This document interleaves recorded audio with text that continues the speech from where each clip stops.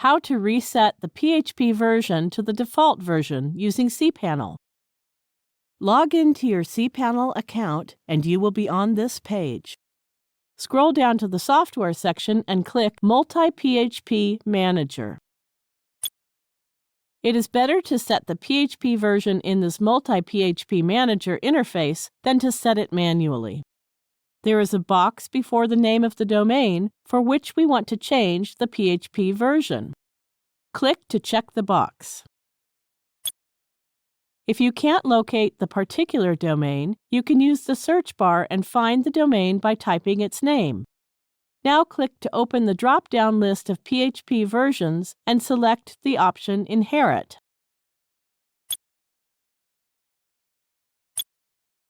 You cannot select the Inherit option with the PHP FPM enabled. Here it is disabled.